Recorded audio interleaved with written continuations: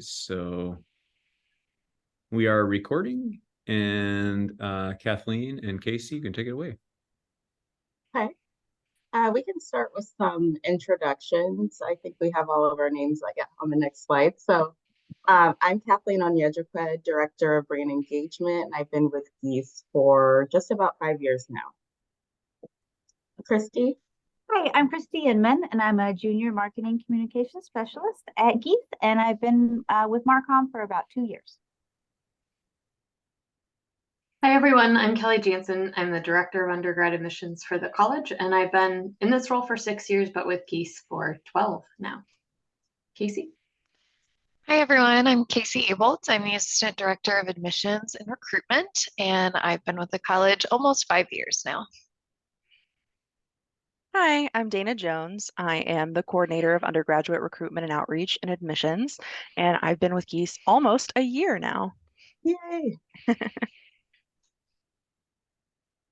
All right, so to talk a little bit kind of about our profile, we have around 3,100 undergraduate students at any given time. Those are comprised of 3 different buckets, you could say. The first is first-year students, which is our primary bucket. We have around 575 to 600 students. And then on-campus transfers or ICT students. And so we accept around 200 of those into Gies, and then around 80 off-campus transfer students. We do have 11 majors, including 1 new major that will start in the fall, Business plus Data Science. And then we have 3 minors, 2 for students who are taking a major within Gies, and 1, the business minor for students outside of Gies. And then as far as general admissions information, all first-year students come in as business undeclared, and then they have time to figure out what it is that they want to major in. And then if they come in as a transfer student, they do have to select a major. Once they're here, they can change that major or choose to double major. On-campus transfer students would apply at the end of their first year and come in their second year. Off-campus transfer students could apply at the end of their first or second year and come in their second or third year. Transfer students on campus or off campus all do have certain requirements that they need to meet, so they work with us ahead of time to talk about those. And then students have until the start of their third year to finalize their major or add a double major. We oversee all avenues of admission, so first year on-campus and off-campus transfer. The first-year admission rate was around 27% in 2022. Historically, the ICT admission rate is 45 to 50%. And then the OCT or off-campus transfer rate is around 16.5% in 2022.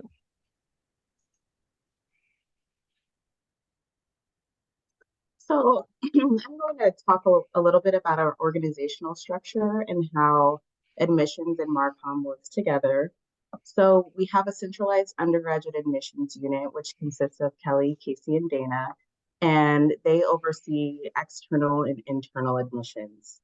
All team members are involved in the application review process, and all team members are involved in program. We also have a centralized Marcom unit within Gies, and we have liaisons that are assigned to certain units. So Christy and I are the liaisons for admissions, but we are not fully allocated to admissions. We also work with other units within the college. Working together, all marketing materials used in admissions are designed through a collaboration with Marcom. We've been successful at collaborating, and that's thanks to a really great team and also some great project management resources. We use Microsoft Teams, and it has been effective and efficient for our meetings, meeting notes, project updates, and general communication via Teams channels and chat. And we also use Asana. Casey has come up with an extremely organized process for us on Asana that has kept us on track with email production and scheduling. And then recurring meetings, as I mentioned, we do these on Teams. During the admission cycle, we have weekly meetings, and this allows us to address any challenges, provide updates, and collaborate on campaigns and materials. Outside of the admission cycle, we continue to meet regularly, usually about bi-weekly or so, just to maintain open lines of communication, share ideas, and plan for upcoming marketing initiatives. In terms of budget allocation, we work with a separate Marcom budget, so that has been helpful.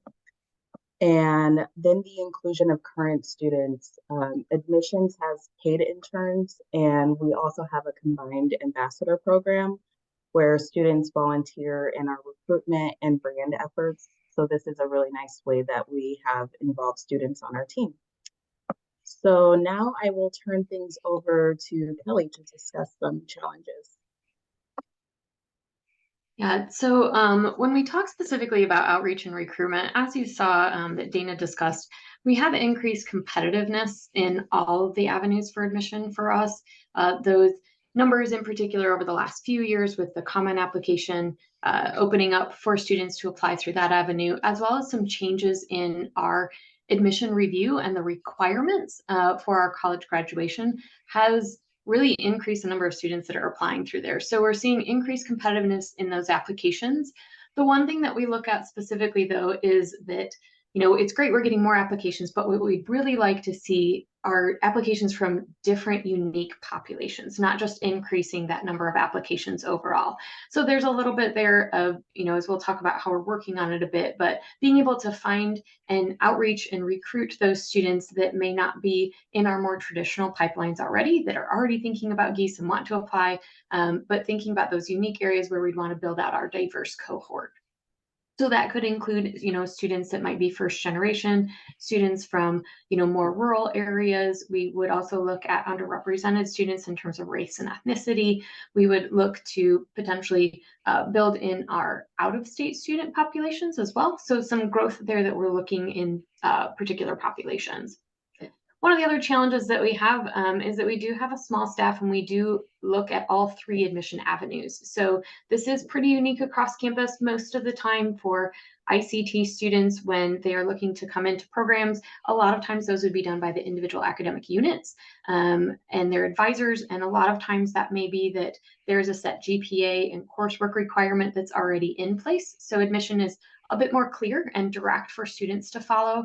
On our case, we do actually review on a holistic approach for all three application processes. So that I think is a bit challenging, but also for us as we are in the middle of our ICT review right now.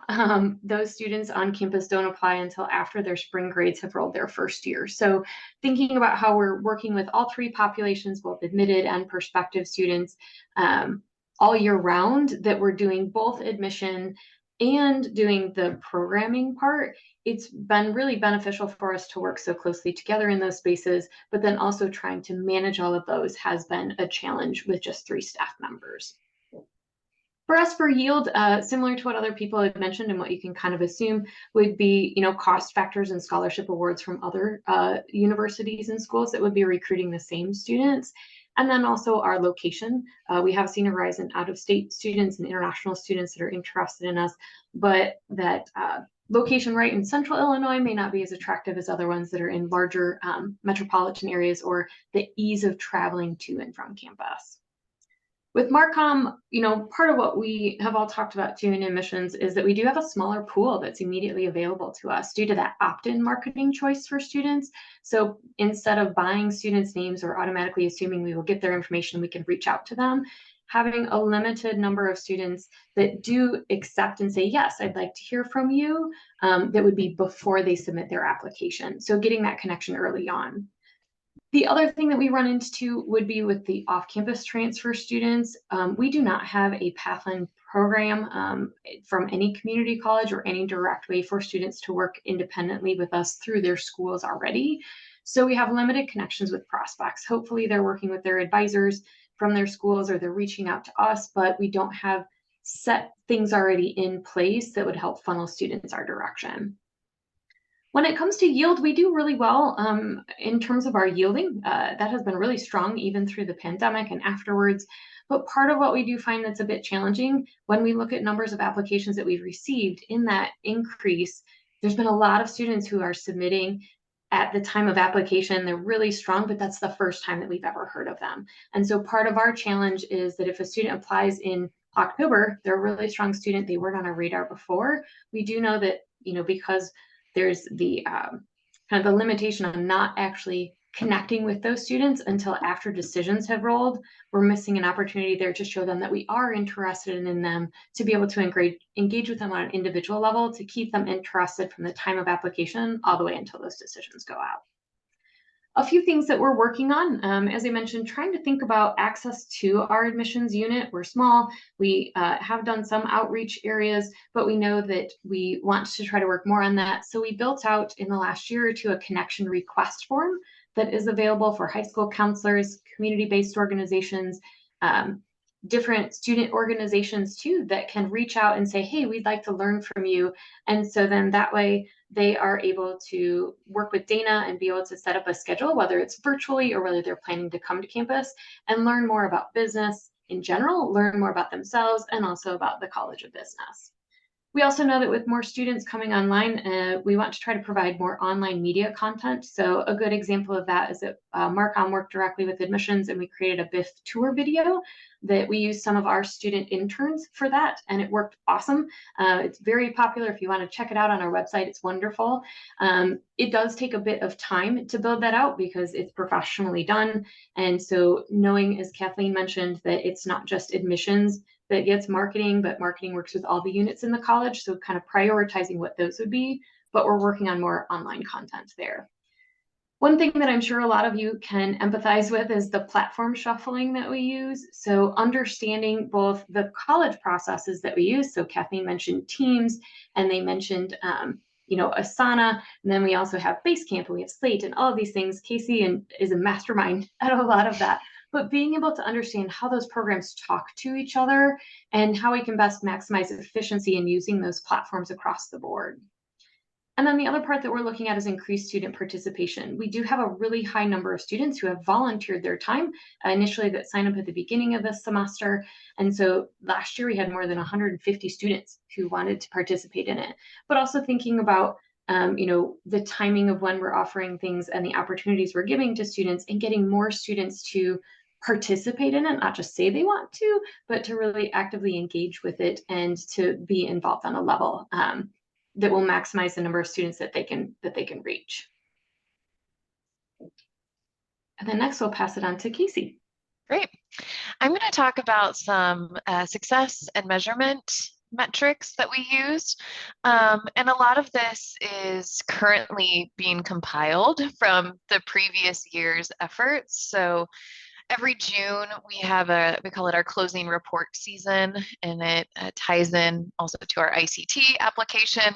But during our closing report season, we're gathering data from all sorts of different avenues to be able to report on what we did the past year, specifically for first-year students and then off-campus transfer students.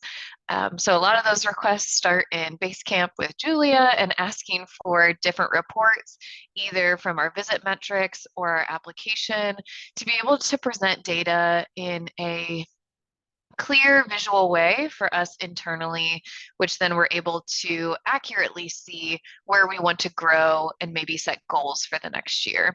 So one of those areas is increased student diversity, both in applications and yield. So when we think about yielding students, we have our overall yield number, but we also want to look at that based on different demographics, whether that be student background, location, to see if we can see measurable differences between different populations. We've also been seeing positive responses to our programming efforts, both for first-year students, ICT information session, and then last year we moved to a system of having one-on-one off-campus transfer appointments. We've really mirrored what university admissions was doing with those individual appointments for transfer students, knowing the specificity of their questions. And we weren't seeing a lot of interest in group virtual sessions, but we did see some interest with those individual sessions. So we found that that was a meaningful use of our time to have those one-on-one sessions. We're really working with our marketing unit to have cohesive voice and consistent messaging with everything that we're putting out there, both emails, print pieces, and presentations. And we really value the student input that we have in the form of our interns and our ambassadors. You'll get to see some of them on the next slide, that we use them for lots of different initiatives, including photo shoots. And we've also been able to offer other staff within the college their time and resources. So if they need students to help with event management or any other volunteer opportunities like our career fair or graduation, we know that we have this pool of students that's expressed interest in getting connected with the college. So different things that we measure, again, yield numbers, especially with increased applications. It's always sort of unpredictable what's going to happen with yield when you have a more competitive application cycle. And we've seen specific populations yield in different ways, especially thinking about our honors students and how they yielded this past year. Always looking to have more enrollment diversity in terms of race and ethnicity, first gen, and geographic location, like Kelly mentioned. We do track click rates and engagement with emails and as much as we can with print materials. We're excited about some of the things that we're working on in that space to hopefully increase connection with emails specifically. We do get surveys from both university admissions event and slate templates and those resources that automatically get sent to students after they attend a program, as well as when we have our specific events for Gies where we have our own template that we use. We try to mirror those surveys and gather feedback in ways that can be compared to a student that may have attended an Illini Day and gotten that survey, as well as attended Gies Experience, which is our in-house open house style program. And then we can measure effectiveness and engagement through the ambassador program. Dana's done a great job of being able to quantify our ambassador program in terms of the number of students that sign up, those that engage, and the number of hours that they volunteer. It's really amazing to see all of that compiled at the end of the semester. We have a lot of new projects that we're thinking about for next year of ways that we can improve all of these different efforts. Also in the spirit of closing report season, it's also our goal setting season for the next cycle. So that works hand in hand. We've started to increase our summer programming for specific populations, working with some on-campus programs like the 4-H Summer Academy, as well as programs that are run within our college, our Emerging Business Leader program. We have a presentation tomorrow and next week with Uni High. They have a summer camp and they reached out for a business presentation. So there's a lot of opportunities for us to engage with the community in those ways over the summer. We're working with the marketing team to develop surveys and focus groups to understand a little bit more about why our students accept their offer of admission to Gies Business and how did they engage with our recruitment efforts. Thinking about different populations like our honors students, did they receive a scholarship? Did they attend a visit? Did they not attend a visit? And what do we see as far as differences and similarities and why students have made those decisions? So I'm excited about that. That will start this fall. And then doing some A/B testing for emails. This is Kathleen's special project, I guess, if you will, of trying to figure out how we can craft emails in ways for that students and families really engage with at different points in the cycle. And then these are some of our ambassadors, but we are open for questions.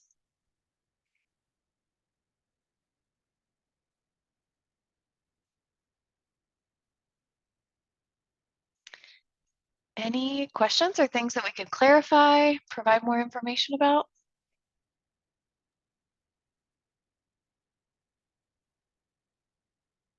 Guess I have a question or maybe an idea. I've mentioned this in a couple of other sessions as well. Great presentation, by the way.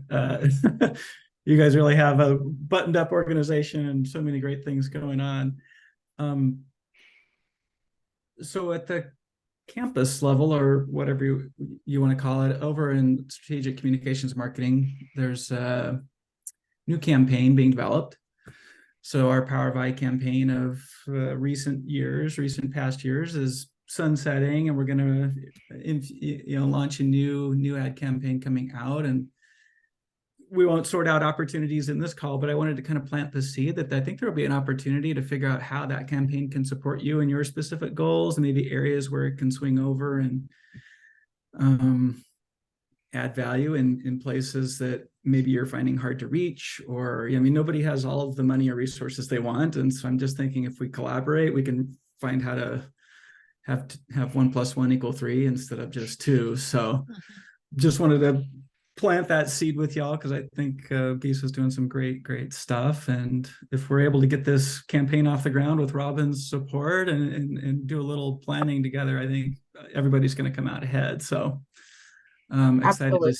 excited to see how that can happen, because I think Jan and Jan's aware of that campaign development that's going on, and I think she's worked to some extent with Matt Wazolic, but maybe with some of her own media buying as well. So anyways, it doesn't really matter how the puzzle gets solved as long as we're working on the right pieces and stuff, so that everybody comes out ahead. So thanks for the presentation. I found it very insightful.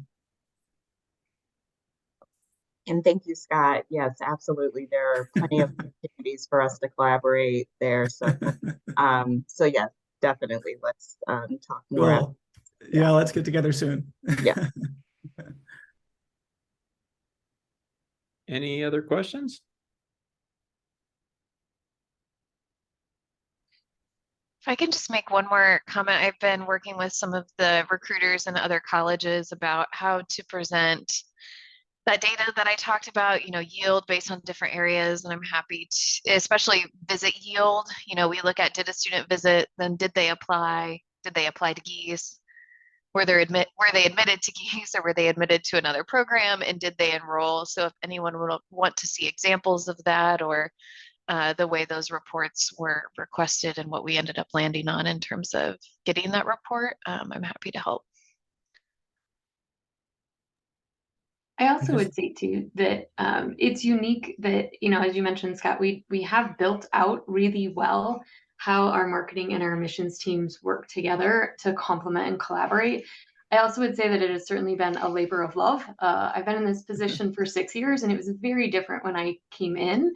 And so we're happy to be able to kind of talk about that too. If anybody is looking at restructuring, or, kind of how do you work together within the college, but also potentially ways that, we don't work with public affairs or any outside marketing spaces, but ways that we have found that have been really effective in what we would request and what they would be able to support. And so, happy to have those types of conversations that help show, clearly what we would be able to request and work together on, so that it's kind of maximizing the efficiency of everyone's time as well as the success outcomes.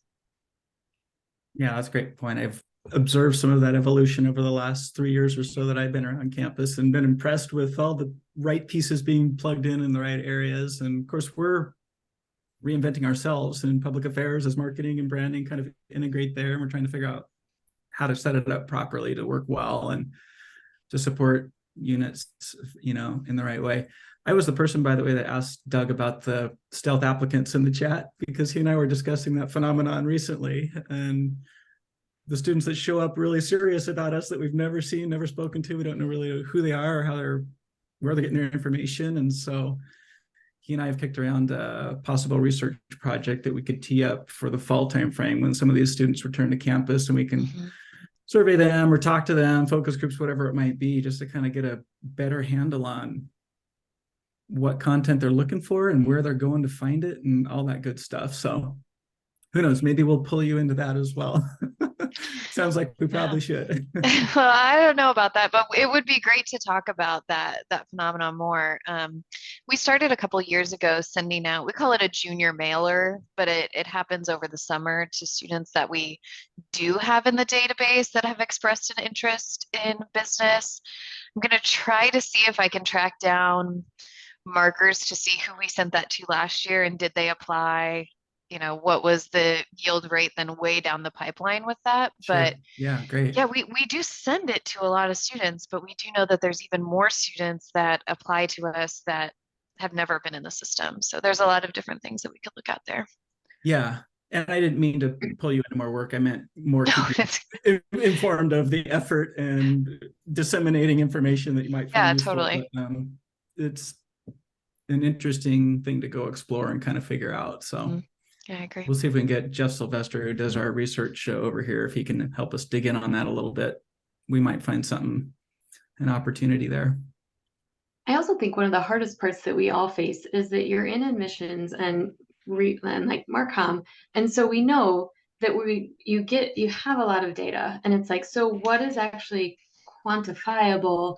Because you could look at those markers, but then also a lot of it is just dependent upon the emotions of a 17 or 18-year-old, and maybe they end up really liking the colors of your school, or maybe they had a visit and this didn't happen this way. So it is that difficult balance of figuring out, are there things that we can actually look and see that does not necessarily demonstrate that interest, to be more inclined to accept their offer, that type of thing. We don't get into any of that, but just in general, are there things that we know that could be useful to get them to engage earlier if they are thinking of us?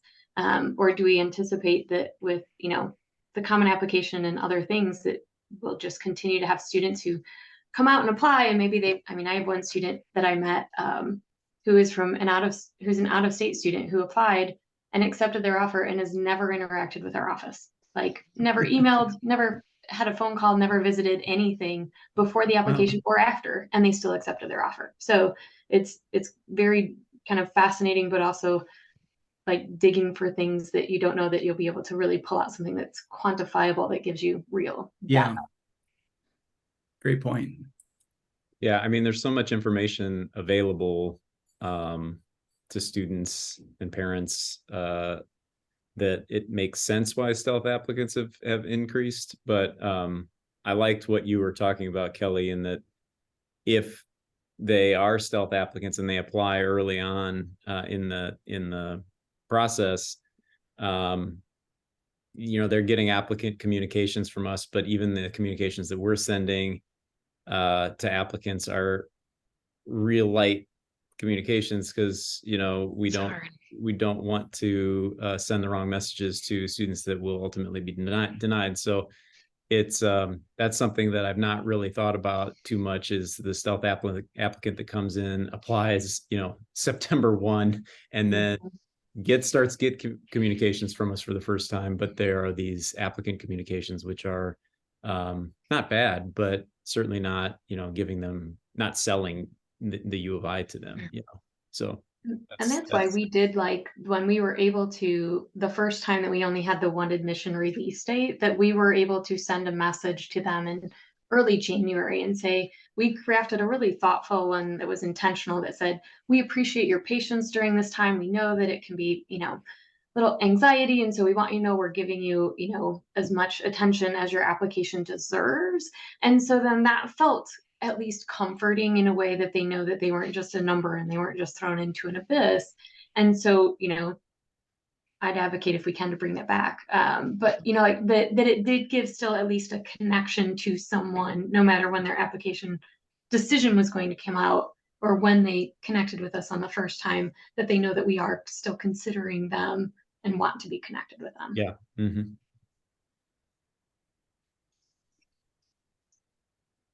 Any other questions?